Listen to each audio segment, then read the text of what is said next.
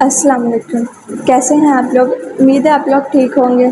जैसा कि आप लोग जानते हैं, हम लोगों ने 9th क्लास का फर्स्ट चैप्टर केमिस्ट्री का स्टार्ट किया हुआ है, फंडामेंटल ऑफ केमिस्ट्री। तो लास्ट टॉपिक में हम लोगों ने मैसेज को देखा था कि अगर हम एटॉमिक मास, मॉलिक्यूलर मास और फार्मूला मास को ग्राम में शो करते हैं तो उसके मतलब कि वो किसके बराबर होता था? 1 मोल के। तो हमने बारी बारी एटॉमिक को भी करके देखा था, 1 मोल के इक्वल, मॉलिक्यूलर को भी देखा था और फार्मूला यूनिट को भी देखा था। आगे जो हमारा नेक्स्ट टॉपिक है केमिस्ट्री का, वो बहुत इंपॉर्टेंट है। वो इस लिहाज से कि ये आगे भी बहुत तक जाएगा। देखने में एक छोटा सा कॉन्सेप्ट है, लेकिन ये आगे बड़े बड़े कॉन्सेप्ट्स को क्या करता है? बिल्डअप करता है। हमारे पास जो आगे टॉपिक है उसका नाम है एवोगैड्रो नंबर्स। ये ऐसे नंबर्स होते हैं पार्टिकल्स के। सबसे पहले आपको इस एवोगैड्रो नंबर को समझने के लिए सबसे आपको पहले पता होना चाहिए कि पार्टिकल क्या होता है। हम जैसे कि जानते हैं कि जो एटम है वो एक स्मॉलेस्ट यूनिट है सबसे ज़्यादा किसी भी एलिमेंट का। लेकिन जो एटम है वो भी आगे मतलब कि सब एटॉमिक पार्टिकल से मिलकर बना होता है। किस चीज़ से? और छोटे छोटे ज़रात से, पार्टिकल से मिलकर बना होता है सब एटॉमिक पार्टिकल्स।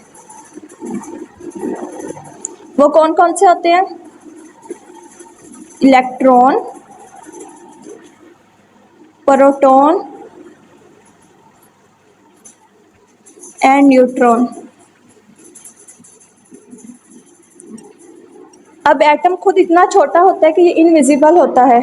इसका मैस खुद में फाइंड करना हमारे लिए मुश्किल होता है। लेकिन अगर हमें ये भी कहा जाए कि साथ में हमने इसके जो सम एटॉमिक पार्टिकल्स है, इसके मतलब कि जिनसे ये मिलकर बना है, उसका मैस भी कैलकुलेट करना है, जैसे इलेक्ट्रॉन का, प्रोटॉन का या न्यूट्रॉन का, ये हमारे लिए क्या हो जाता है? बहुत मुश्किल हो जाता है। तो इसलिए हमने एक नया कॉन्सेप्ट इसमें इंट्रोड्यूस किया जिसको हम एवोगैड्रो नंबर कहते हैं।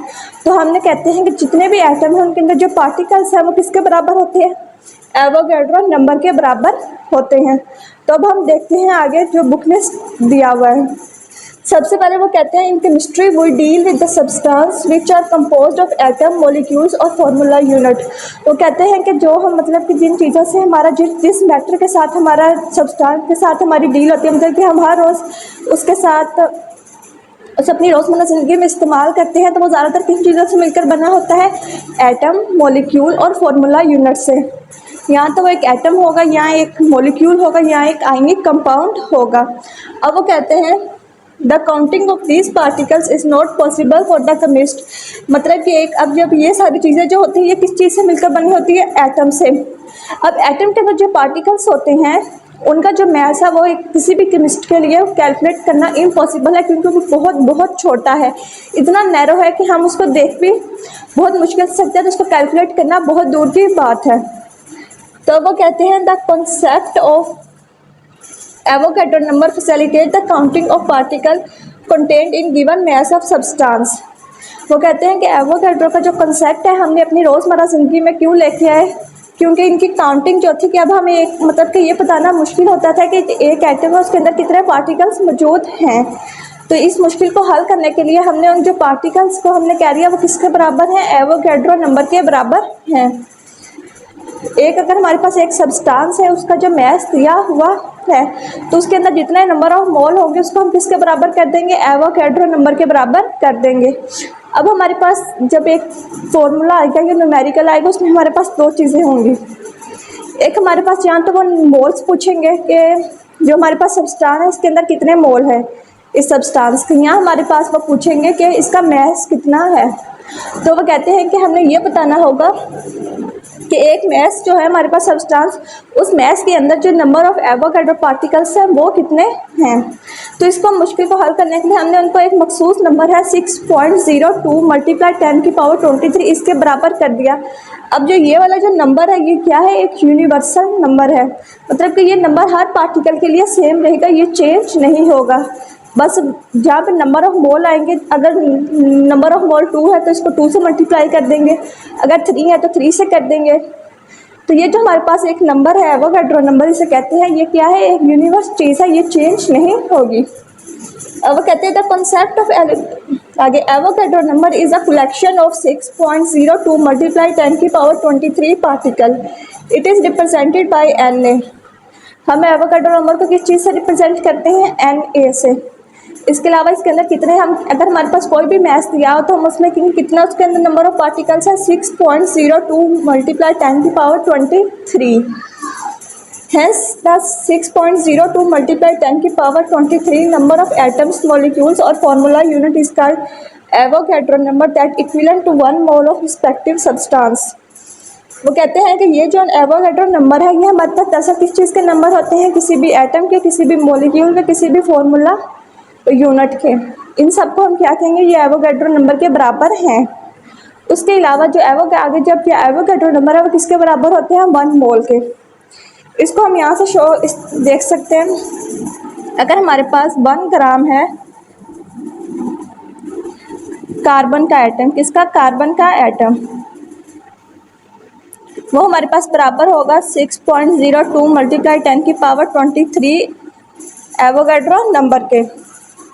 उसके बाद ये भी हमारे पास बराबर हो जाएगा 1 मोल ऑफ कार्बन के।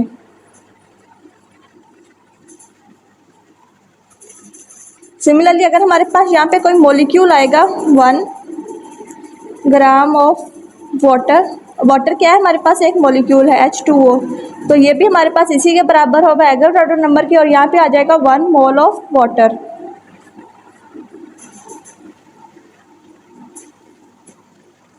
और अगर हमारे पास फॉर्मूला यूनिट के एग्जांपल है तो 1 मोल ऑफ NaCl किसके बराबर होगा, पहले एवोगैड्रो नंबर के बराबर होगा 6.02 मल्टीप्लाई 10 की पावर 23 के, और फिर ये किसके बराबर होगा, 1 मोल ऑफ NaCl के। तो हमारे पास जितने भी ग्राम में जितने भी नंबर ऑफ एटम्स होते हैं वो हम किसके बराबर कर देते हैं, एवोगैड्रो नंबर के, और एवोगैड्रो नंबर को हम अल्टीमेट किसके बराबर कर देते हैं, 1 मोल के। अब वो कहते हैं कि जो एवोगैड्रो नंबर है वो हमारे पास किसके बराबर है, 1 मोल ऑफ रिस्पेक्टिव सब्सटेंस। चाहे वो सब्सटेंस कौन सी हो सकती है, एटम वाली भी हो सकती है, मॉलिक्यूल भी वाली भी हो सकती है, और फॉर्मूला यूनिट वाली भी हो सकती है। इन सिंपल वर्ड्स 6.02 मल्टीप्लाई 10 की power 23 particles are equal to 1 mole has 12 eggs are equal to 1 dozen. वो कहते हैं कि जो नंबर ऑफ एवोगैड्रो नंबर है वो हमेशा जो 6.02 है मल्टीप्लाई 10 की पावर 23 वो किसके बराबर होंगे, 1 मोल के बराबर होंगे। जैसे कि मतलब कि एक दर्जन जो अंडे लेते हैं उसमें कितने अंडे होते हैं, टोटल 12। इसी तरह 1 मोल में कितने हमेशा नंबर ऑफ पार्टिकल्स होंगे, 6.02 मल्टीप्लाई 10 की पावर 23। अब वो कहते हैं in understand the relationship between the Avogadro number and 1 mole of substance, let us consider following example. कि दरअसल में एवोगैड्रो नंबर और मोल के दरमियान क्या रिलेशनशिप है वो हमने एग्जांपल से देखेंगे। यही रिलेशनशिप है जो मैंने आपको यहाँ पे थोड़ा सा करके दिखाया है, एक दफ़ा इसको स्टडी भी कर लेते हैं। 6.02 मल्टीप्लाई 10 की power 23 atom of carbon are equivalent to 1 mole of carbon. वो कहते हैं अगर हमारे पास एक कार्बन का एटम है उसके अंदर एवोगैड्रो नंबर कितने होंगे, 6.02 मल्टीप्लाई 10 की पावर 23, और वो किसके बराबर होगा, 1 मोल के, किसके, कार्बन के। आगे उन्होंने हमें मॉलिक्यूल की दी है 6.02 मल्टीप्लाई 10 की पावर 23 मॉलिक्यूल जो है हमारे पास वाटर का, वो भी किसके बराबर होगा, इस एवोगैड्रो नंबर के बराबर होगा। और एवोगैड्रो नंबर हमारे पास किसके बराबर होते हैं, 1 मोल के। आगे हैं 6.02 मल्टीप्लाई 10 की power 23 formula unit of NaCl are equivalent to 1 mole of sodium chloride. वो कहते हैं कि जो हमारे पास NaCl में कितने नंबर ऑफ पार्टिकल्स होंगे वो भी हमारे पास एवोगैड्रो नंबर के बराबर होंगे, और इसको हम बाद में किसके बराबर कर देंगे, 1 मोल के, किसके, सोडियम क्लोराइड के। अब वो कहते हैं 6.02 मल्टीप्लाई 10 की power 23 atoms of element, molecules of molecular substance और formula unit ionic compounds are equivalent to 1 mole. तो वो ऊपर वाली ही बात को दोबारा दोहरा रहे हैं कि चाहे वो एटम में हो, चाहे वो मॉलिक्यूल में हो, चाहे वो आयनिक कंपाउंड में हो, नंबर ऑफ पार्टिकल्स हमेशा किसके बराबर होंगे, 1 मोल के बराबर होंगे। ये जो है ये हमेशा किसके बराबर होगा, 1 मोल। अब यहाँ पे एटम भी हो सकता है, मॉलिक्यूल भी हो सकता है, और फॉर्मूला यूनिट भी हो सकता है। आगे इन्होंने हमें थोड़ी सी और एग्जांपल दी हुई है कि जैसे नंबर ऑफ एटम जो होते हैं मॉलिक्यूल में, आयनिक कंपाउंड में, और इसके अलावा एटम्स में, मतलब सबसे पहले देखेंगे एटम्स में, फिर देखेंगे मॉलिक्यूल में, फिर आयनिक कंपाउंड में, कि ये एवोगाड्रो नंबर से आप कैसे रिलेट करते हैं।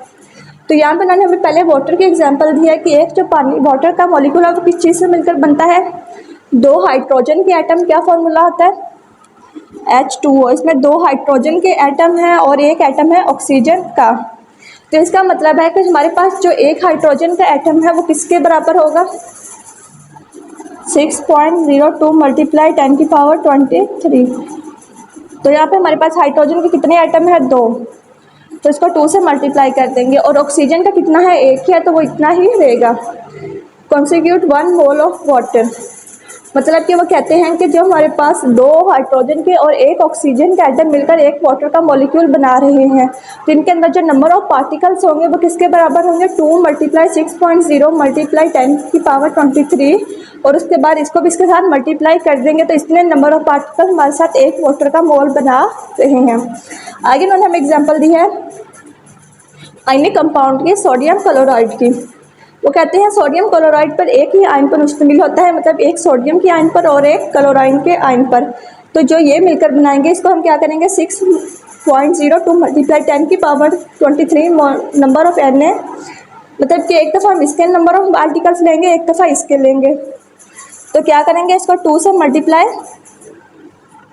कर देंगे तो हमारे पास कितने नंबर ऑफ पार्टिकल्स आएंगे, इसको मल्टीप्लाई करके जो आएंगे वो हमारे पास होंगे number of ions in 1 mole of sodium chloride. तो ये आज का हमारा लेक्चर था। तो हमारे पास बेसिकली एवोगाड्रो नंबर हमें किस चीज़ के बारे में बताता है, नंबर ऑफ पार्टिकल्स के बारे में बताता है। अब जो नंबर ऑफ पार्टिकल्स हैं वो बहुत छोटे होते हैं, मतलब कि हम उसको खुद कैलकुलेट नहीं कर सकते। तो हमारे पास जो एवोगाड्रो नंबर है वो एक स्टैंडर्ड चीज़ है। क्या है,